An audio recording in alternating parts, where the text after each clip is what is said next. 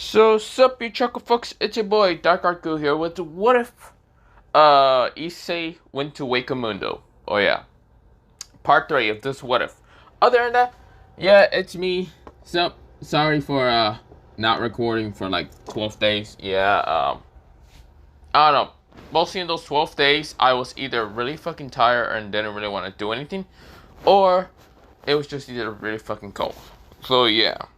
But right now, let me begin into this what if. Let me shut the fuck up. But yeah. So with that happening, let me begin. So we begin into mostly Issei. Issei is looking like this. My man is looking like Gojo, cause Kyoto kind of made him understand what it actually meant to actually have. Yeah. Issei was really fucking tired. He didn't even know why. He knew why. He was just like looking at Kyoto, and Kyoto was just looking at him with lovely eyes. This is where, well, she didn't giggle, saying, "So, how was it?"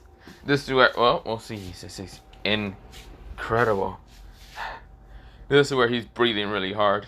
This is where, well, she giggles even more and saying, "So, it was incredible, right? So you're saying that you would do me again, wouldn't you?" This is where Issei luscious and says, "Well, about that, yeah, pretty much." This is where she giggles even more and says, This is where, well, mostly Issei kind of just chuckles at her cute kind of giggle. This is where, well, mostly Issei says, "You know what? I would do it again."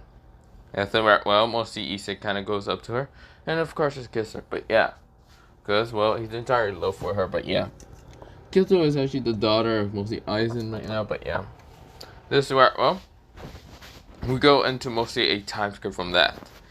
We go into mostly a time skip into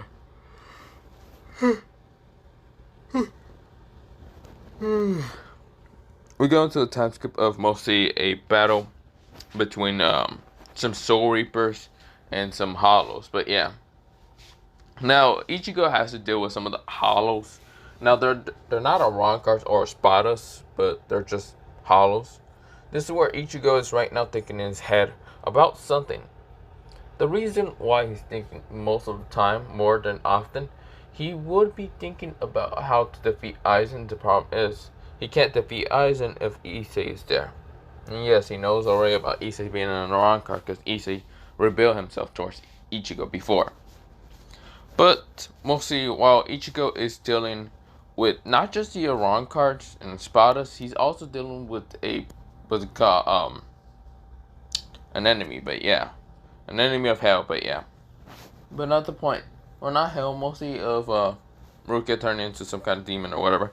But this is where, well, mostly a lot of supernatural beings are still kind of new about the Soul Society, the Iran Carcinella stuff, so of course they don't really know much about all that. But we go into a mission with mostly Valerie and her team. This is where Valerie is right now trying to protect somewhat a noble devil who has this rare artifact that allows him to kind of, well, mostly, they are somewhat protecting this, like, high-ranking devil that actually managed to get their hands on a scarf. It isn't just any, mostly regular scarf. It's called the reality scarf that actually allows them to kind of somewhat make portals or do whatever with the scarf. Because it can just bend reality. But it doesn't really protect them from harm, because they can still get hurt to one. But they are actually thinking of selling this scarf for a lot of money, so that's why the devil that asked was to call Vali's team to actually protect him and his, well, mostly new possession and price, thinking that mostly a lot of people will be going after him because of the scarf. This is where, well, it wasn't made by him, but it was actually found by him. But yeah, maybe from his, like, old parents or whatever, yeah, you get the point. But this is where, well, they were actually right now really didn't really care about this reality scarf. They were just like there, whatever. Mostly Azo sent them there because, well, they're kind of how should I say, angry and depressed. They got defeated by an Iran card because one thing for sure, the Iran card didn't actually really kill them. He only sent a blaster to try to kill the shit of them, or yeah. But yeah, it wasn't trolling the shit out of them. It actually would have killed someone, the Seto, but entirely they didn't die. But this is where, well, we go into a time skip of them just dealing with the freaking, like, somewhat stray devils that are trying to get the reality scarf, and someone like other people from other devils society, or not devil society, but the other parages from different devils have also tried this, but yeah, they fail. Every single one of them has failed. This is where, well, not Volley's team, but everyone who's actually been trying to get the scarf. Until one person appeared. And yes, this person is none other sent by, well, someone from Hueco Mundo. This is where, well, he's yawning and saying, really? You want something called a reality scarf? Why the hell do I gotta go get it? Mostly he says the person's name being, this is where, well, say Laporte and Grant. This is where Grant says, hey, it's going to be interesting. I really want to know about the reality scarf.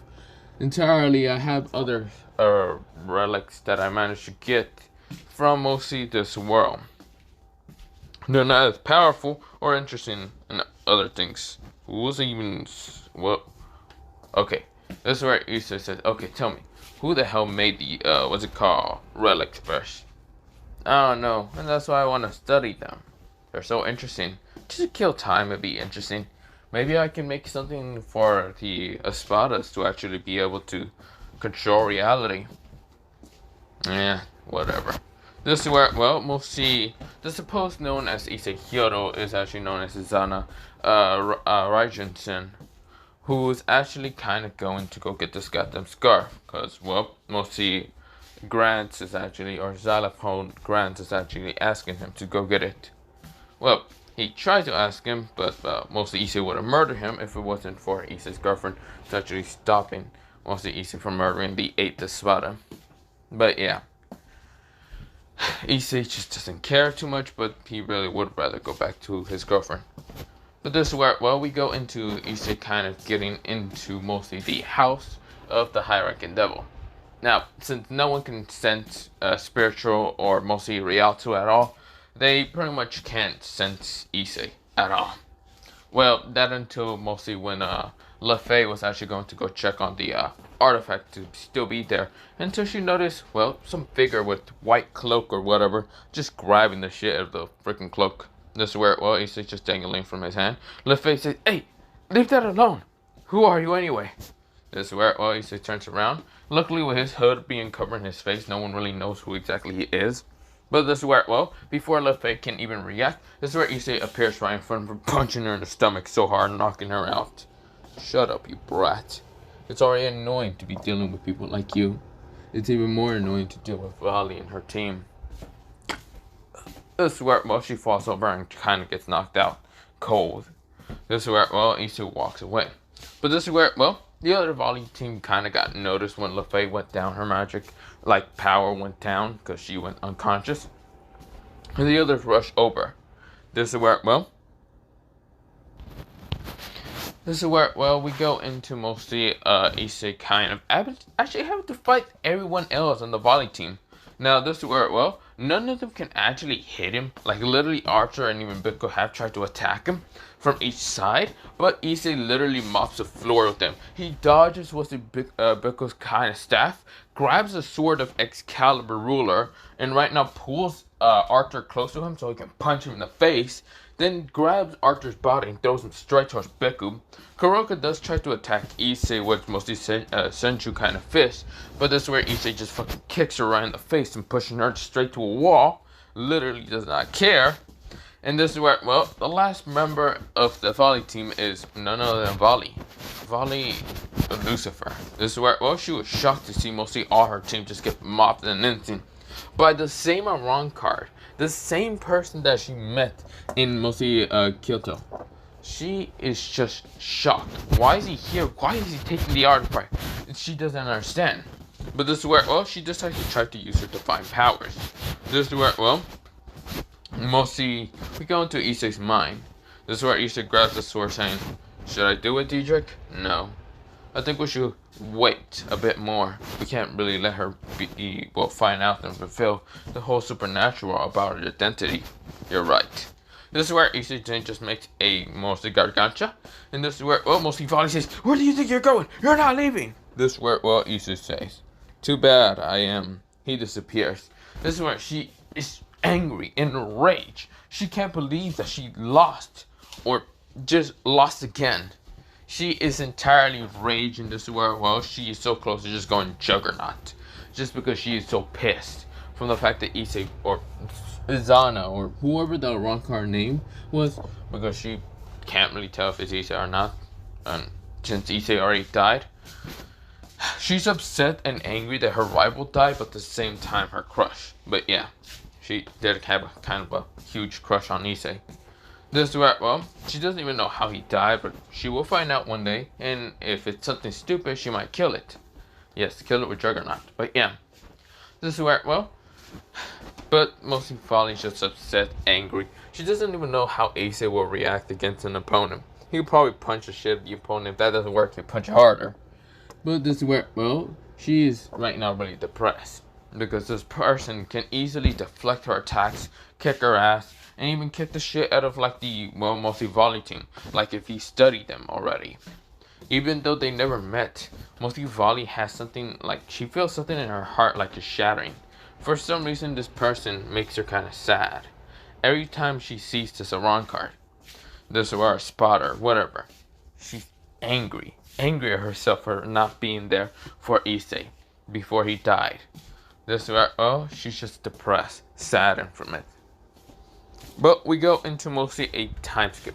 A time skip towards mostly, well, towards another kind of day in Hueco Mundo.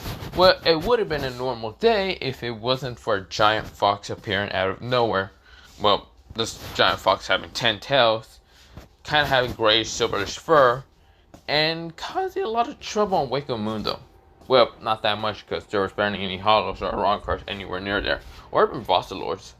This is where, well, mostly the giant fox was actually attacking another couple of people. But this is where, well, but for right now, I'm going to end it off here because I'm feeling a little tired. And of course, mostly, I got to do something. But yeah, sorry if it's shorter than normal. Other than that, bye soon. Yeah, bye. Yeah.